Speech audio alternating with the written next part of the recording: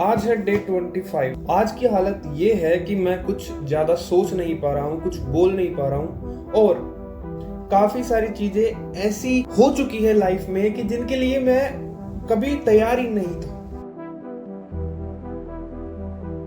I am not ready for this things.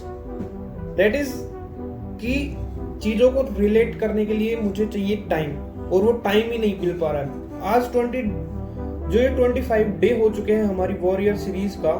अब इस series को कंटिन्यू करने के लिए हमें चाहिए बहुत सारा वर्क और ऐसी कुछ चीजें चाहिए जो कि हमें इस सीरीज के अंदर कंटिन्यू कर पाए। हमारी पिछली वीडियोस में आपने देखा होगा कि हम कैसे कुछ चीजों को करते आ रहे हैं, कुछ पॉजिटिव अफर्मेशंस चीजें, पॉजिटिव थिंकिंग वगैरह बहुत सारी चीजों को हम क्रिएट करते हुए आ रहे हैं। अपने माइंडसेट बिल्ड करते आ रहा हूं मैं।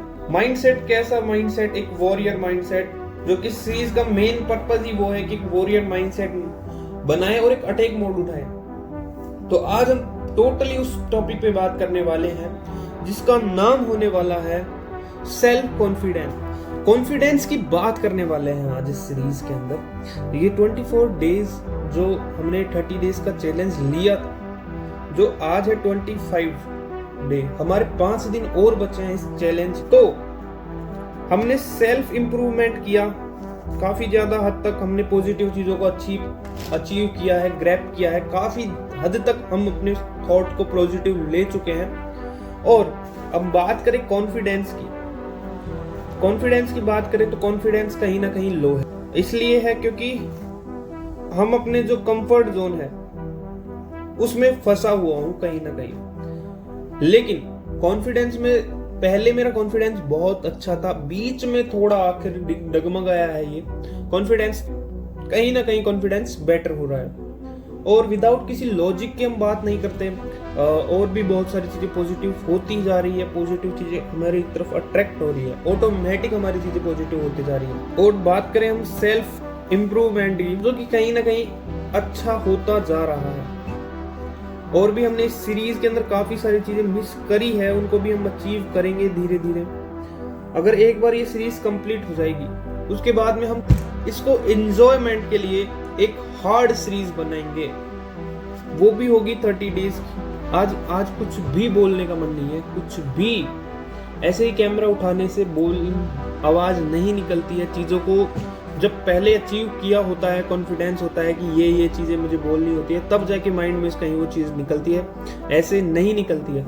जैसे मुझे फ्लो में आने में लगभग 5 मिनट चाहिए। अगर 5 मिनट के बाद में आप देखना कि मैं कैसे फ्लो में आता हूँ और कैसे हमारे माइंड में चीजें चालू हो जाती है। देन आप जब कोई भी चीज स्टार्ट करते हो तो उसको शुरुआत में आपको समझ में नहीं आता है कि यार कैसे क्या होगा, लेकिन जैसे ही आप एक फ्लो स्टेट में आ जाते हो उसके बाद में चीजें कैसे होने लग जाती है ऑटोमेटिक, वो आपको खुद को पता नहीं लगता। चीजों को करने में ज्यादा टाइम नहीं लगता, चीजों को स्टार्ट करने में ज्यादा टाइम लगता है। जब आप कोई चीज को, जैसे मान लो आपने पहले कोई किताब पढ़ी होगी या फिर किसी भी एग्जाम्पल ले लेते हैं, कोई भी काम किया होगा तो शुरुआत में जो डिफिकल्टी आई थी वो डे फर्स्ट पे जो डिफिकल्टीज आती है वो डे 10 पे, या फिर जब भी आप उस चीज को करते जाते हो उसके बाद में वो डिफिकल्टी आना बंद हो जाती है। ठीक वैसे ही जब आप कार चलाना सीखते हो तो आपको पता नहीं रहता है कि कौन सा एक्सीलेटर है, कौन सा क्लच है, कौन सा ब्रेक है। लेकिन जब आप एक परफेक्ट टाइम देते हो उस चीज को, जिसके बाद में आप कुछ टाइम के बाद में उस चीज को करते हो, तो आपको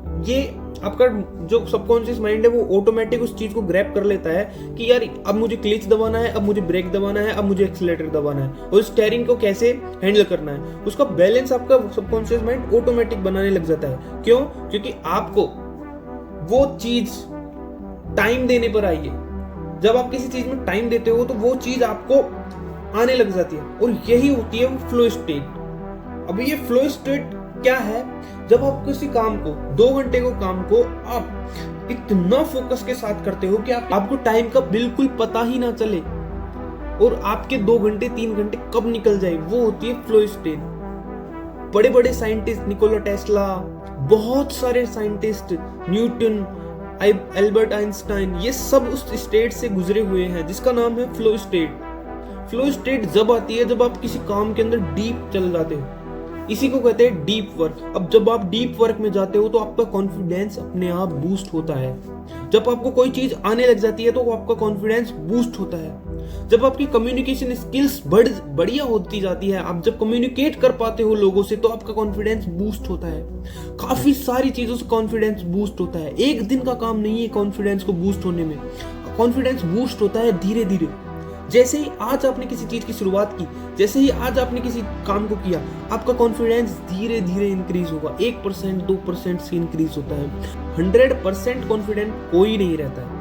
जितने भी आप बड़े बड़े मोटिवेशनल स्पीकर्स देखते हो, वो भी कहीं ना कहीं कॉन्फिडेंस लेस हो जाते हैं किसी टॉपिक पे आके। लेकिन वो जानते हैं अगर मैं इसको कंटिन्यू किया तो मेरा कॉन्फिडेंस ऑटोमेटिकली एक स्टेप आगे लेके जाते हैं। तब सेम सिचुएशन पे उनका कॉन्फिडेंस डगमगाता नहीं है जैसा आपका हो जाता है। जरा सोचिए, आपने जब फर्स्ट टाइम अपनी क्लास के अंदर खड़े होकर कुछ बोला होगा, स्टेज पे जाके कुछ बोला होगा, या फिर एग्जाम्पल के थ्रू आप किसी 4 आदमियों के बीच में खड़े होकर जब आपने पहली बार बोला होगा, अपने थॉट को रखा होगा, तो आपको थोड़ा अनकंफर्टेबल या फिर अनकॉन्फिडेंस सा फील हुआ होगा, यार मैं तो बोल ही नहीं पाया। जब आप 1 बार 2 बार 3 बार 4 बार करते हो तो आपको अंदाजा ही नहीं रहता, आपका बॉडी, आपका माइंड ऑटोमेटिकली रिएक्ट करने लग जाता है उस तरीके से जैसे आपके लिए ये बच्चों का खेल है। जैसे वही तो कॉन्फिडेंस बिल्ड हो जाता है। कॉन्फिडेंस है क्या, पहले तो इस चीज को समझते हैं। कॉन्फिडेंस कोई ऐसी चीज नहीं है जो कि आपको बाहर से ला कर दी जाए। कॉन्फिडेंस आपके अंदर है। जब आप किसी काम को करने लग जाते हो, उसके अंदर आप गलतियां करते हो और गलतियों को दोबारा नहीं करते,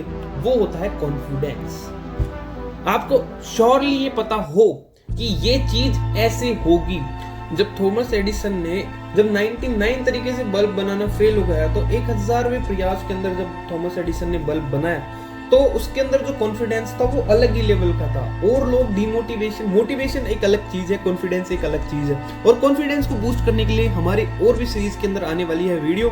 keep enjoy the video and subscribe now. Love you guys.